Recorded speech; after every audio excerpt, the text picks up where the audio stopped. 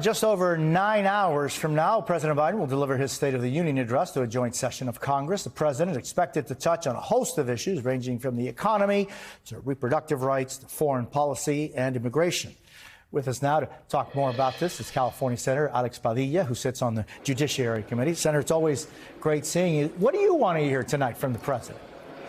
Good to be back with you, Jose. Look, I think we're going to hear a lot of good news from President Biden, starting with, all the strong economic indicators, the stats of a strong economy, which, by the way, the latest figures show a growth in GDP over the next 10 years, thanks to the contribution of immigrants in the workforce. So we can talk about immigration in a minute. Obviously, we'll also hear from the president about border security and the need to update our immigration laws and holding Republicans accountable for supposedly negotiating in good faith and then running away from a deal. We still have work to do there. And of course, reproductive rights continue to be in the headlines, not just because of the Dobbs decision from the Supreme Court of the United States in the past, but the ongoing attacks by Republican policymakers in Congress and in state after state. We got to uphold a woman's right to choose, and that's just the beginning. And Senator, and I was just speaking with one of the advisors to the president earlier today.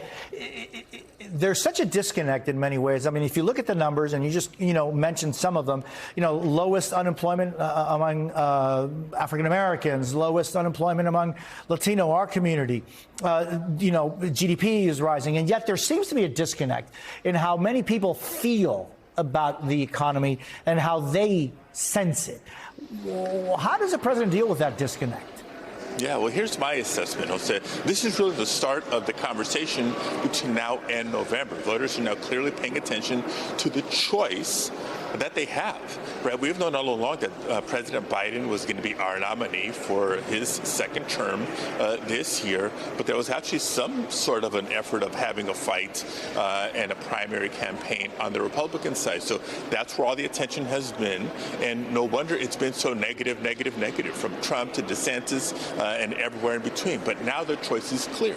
We know what the 4 years under Donald Trump was like. It was a dumpster fire, and we know the progress that's been made under President Biden, and it's time now to hit the campaign trail, let people know what the accomplishments have been, what it means for them, from ribbon cuttings and press conferences, investment in infrastructure, record low sustained unemployment, wages are up, the stock market is performing.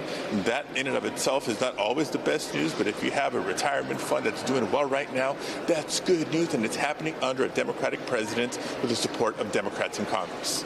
Senator, I know you've invited a DACA recipient, Dr. Denise Rojas Marquez, to be your guest tonight. Tell us a little bit more about her and what message you're hoping to send with that choice. Absolutely wonderful young lady, brought to the United States when she was less than a year old. So in all aspects, a dreamer and a current DACA participant. Raised in Fremont, California, went to UC Berkeley, got her medical degree in New York, a master's from the Kennedy School at Harvard, and is now an emergency room physician on the front lines during the COVID-19 pandemic.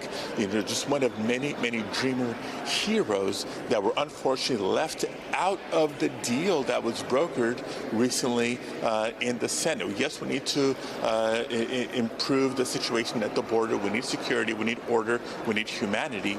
But immigration laws are much broader than just how tough we can make the asylum system.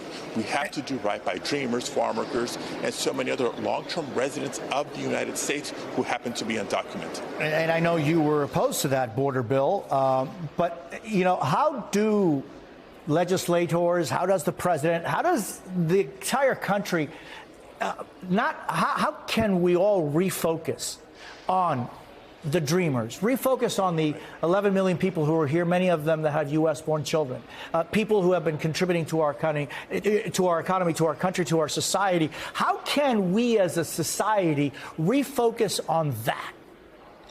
Well, I think there's a golden opportunity for President Biden tonight, not just to remind us of the bad faith Republicans just demonstrated, not just to remind us of, the need to improve the situation at the border, but to remind the country of the need to not leave dreamers behind, not leave farm workers, essential workers, others behind. Because guess what, Jose? The greater American public gets it. There's overwhelming bipartisan support to do right by dreamers and others. But we need that general public opinion to resonate with Republicans in Congress, for them to have the courage, the backbone to stand up to Trump, let go of the rhetoric, and do the right thing. Senator Alex Padilla, it's always great seeing you. I thank you very much for your time.